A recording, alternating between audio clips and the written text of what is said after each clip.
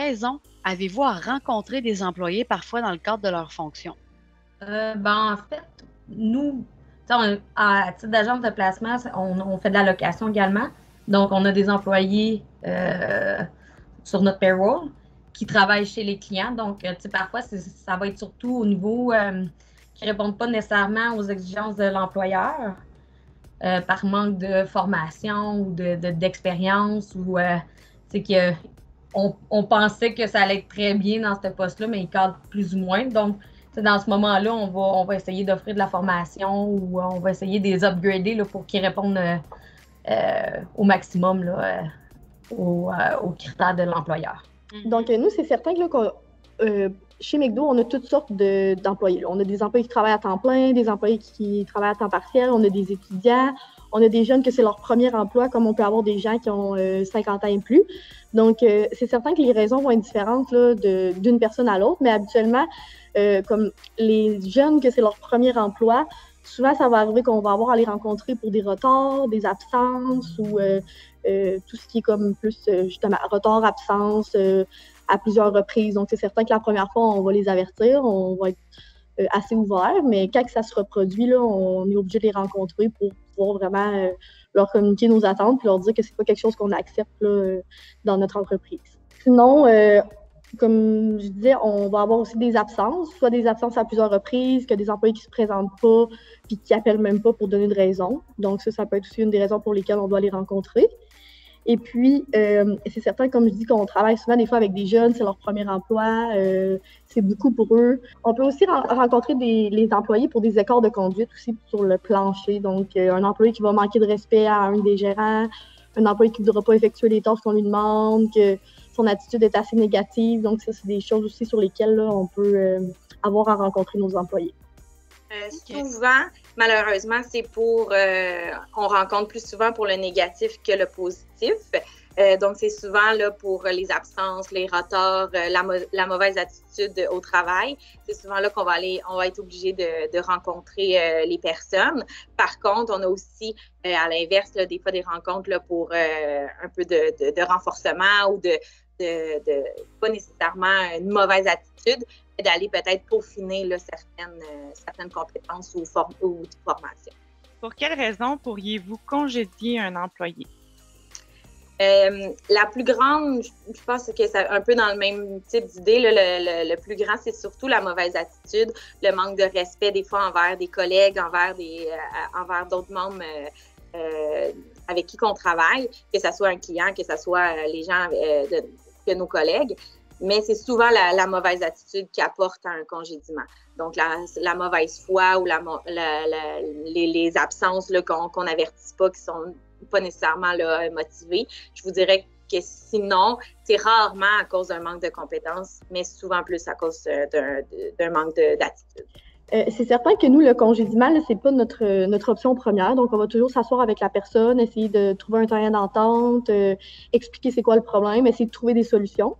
Mais quand on arrive au congédiement, c'est que premièrement, là, on a une structure à suivre, nous, dans notre entreprise. Donc, on va rencontrer une première fois la personne, on va lui expliquer le problème auquel on fait face. Si ça se reproduit à plusieurs reprises, encore une fois, on va suspendre la personne après l'avoir averti. Là.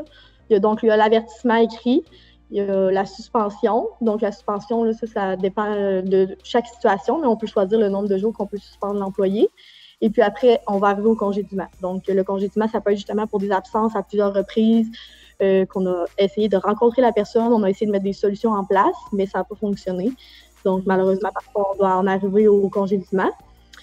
Pour ce qui est du congédiement direct, sans avoir à suivre les étapes, ça, c'est quelque chose qui est assez rare, mais c'est si, par exemple, quelqu'un manque de respect, mais vraiment de façon excessive, là, de l'insubordination, de la violence ou du vol, c'est certain qu'on travaille dans un endroit où il y a de l'argent et tout, donc si on a des vols ou quoi que ce soit, ça va être vraiment un congédiement direct sans suivre le processus. Nous, dans notre entreprise aussi, on a toujours un 2 mois de probation. Donc, la personne, quand elle est engagée, là, elle a 2 mois de probatoire. Donc, nous, dans ce 2 mois-là, si la personne a son rendement, ça ne fonctionne pas, ou si on se rend compte que les tâches, là, c'est peut-être trop pour elle, ou que c'est pas un travail qui est adapté pour ses compétences, ben on peut congédier la personne sans avoir à suivre le processus, justement, parce qu'on a vraiment un 2 mois de probatoire, là. Puis après un 2 mois, on s'assoit avec la personne, puis on regarde qu'est-ce qui va bien, qu'est-ce qui va moins bien, il y a des choses à travailler. Donc, on a toujours un laps de 2 mois là, pour regarder comment ça se passe. En fait, le non-respect des règles, le manque de confidentialité, encore là, le manque de compétences, là, à un moment donné, même si on essayait de le former ou on essayait de revoir ses tâches, c'est sûr que s'il ne répond pas aux compétences, il faut le congédier, là. C'est malheureux, mais sinon, du harcèlement, du vol, donc c'est toutes des choses de faute grave, inacceptables. Quels sont les défis que rencontrent vos employés au quotidien et qui viennent nuire à leur emploi? Mettons, un mauvais gestionnaire, ça pourrait être un défi pour les employés. Un gestionnaire qui n'amène pas son équipe dans le bon sens, ça reste un défi très complexe pour les employés. Sinon, le manque de formation aussi. L'accueil et l'intégration là, est assez importante là, au niveau de l'embauche. Là. Donc, quand un employé est garoché d'un bord puis de l'autre au début, puis ne s'est pas fait montrer comment l'entreprise fonctionne bien, ben, je pense que ça peut s'éterniser aussi sur long terme. Là, puis souvent, c'est pas la faute de l'employé, mais ça va retomber sur lui quand même en bout de ligne. Peut-être l'organisation, la gestion du temps, l'organisation, ça pourrait être un défi en soi pour, je pense pour plusieurs personnes. Là. Parce que, tu sais, ça va vite. Hein? On travaille, dans la majorité des travails, tu sais, on travaille, mais c'est ça. Quand on vient qu'à avoir trop de choses à faire ou trop de choses en tête, si on n'est pas bien organisé, ben c'est sûr que ça devient un grand défi en soi. Là. C'est certain que pour les temps partiels, eux, souvent, ils vont avoir une vie, là, pour les plus jeunes, vont avoir une vie sociale, que ça va être plus difficile pour eux de faire rentrer un emploi, qui vont faire partie d'une équipe sportive, qui vont vouloir aller voir leurs amis, c'est difficile parfois, plus pour les temps partiels, d'avoir à entrer un emploi dans son horaire, parce que souvent, même les jeunes de nos jours, ils sont assez occupés, justement, ils font toutes sortes de sports et tout. Donc, pour eux, c'est assez difficile de rentrer là, un emploi à leur horaire. Mais sinon, pour les temps pleins, c'est certain que c'est plus la conciliation travail-famille. Souvent, ça peut être un enfant qui est malade, un enfant qui a besoin de filles, que ça fait en sorte qu'ils ne puissent pas se présenter au travail ou des choses comme ça. Mais c'est une réalité à laquelle on est conscient, puis on s'adapte aussi, puis on trouve toujours des solutions. Là. Comme je vous dis, nous, notre objectif, c'est de maintenir nos employés en poste. Donc, on est assez là, ouvert à ces situations-là, mais c'est certain que c'est une des réalités que les gens avec une famille vivent. On a aussi plusieurs étudiants du cégep ou même de l'université. Puis nous, qu'est-ce qui est bien chez MECO, c'est qu'on peut vraiment leur accorder, justement, quand ils sont en période d'examen, ils doivent vraiment apprendre à gérer leur temps, eux autres aussi. Puis quand ils ont besoin de plus de congés, ben on leur accorde. On est assez conciliants qui attrait l'école. Mais je crois que vraiment, la grosse difficulté pour les jeunes, quand c'est notre premier emploi avec l'école et tout, c'est vraiment d'arranger notre horaire, d'être organisé, de bien gérer leur temps. C'est quelque chose là, c'est leur premier emploi souvent, donc ça va venir avec le temps, mais parfois au début, c'est plus difficile de bien gérer leur temps. On est assez ouvert d'esprit, puis c'est pour ça qu'on fait souvent des rencontres avec nos employés, puis on essaie de les encadrer le plus possible, justement, quand c'est leur premier emploi, surtout là, pour leur donner la chance de comprendre c'est quoi le milieu du travail, puis de s'adapter. Vraiment un très bon premier emploi, là, ça apprend des bonnes bases là, pour rentrer dans le milieu du travail, justement, parce qu'on a quand même aussi des règlements à suivre, des règles à respecter, d'être ponctuel et tout. Donc, c'est certain que ça apprend quand même des bonnes bases pour leur futur.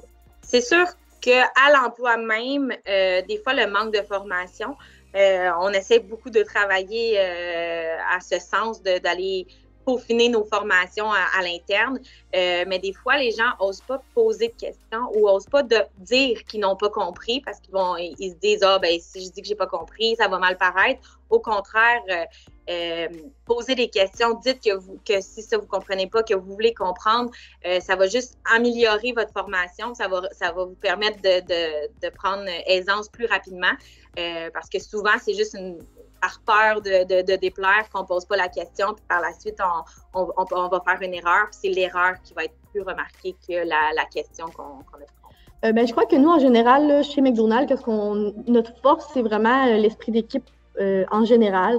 Donc, souvent, les employés, on voit des belles amitiés qui se développent, on voit des bonnes relations. Souvent, les employés ils vont considérer l'équipe McDo comme leur deuxième famille. Ou, c'est souvent arrivé qu'on aide on est quand même une entreprise qui est assez humaine, donc on est toujours prêt à aider nos employés quand ils en ont besoin. On a aussi les bourses d'études qu'on remet présentement à tous nos étudiants postsecondaires. Donc, ça aussi, ça peut être vraiment intéressant pour les étudiants qui veulent avoir un emploi. En sachant qu'ils ont une petite bourse d'études à Noël, c'est aussi assez encourageant parce que présentement, notre franchise, elle donne vraiment des bourses d'études à tous les gens qui poursuivent leurs études après le secondaire. Si t'en écoutes, n'oublie pas que tu peux visionner tous nos vidéos. On espère que ça aura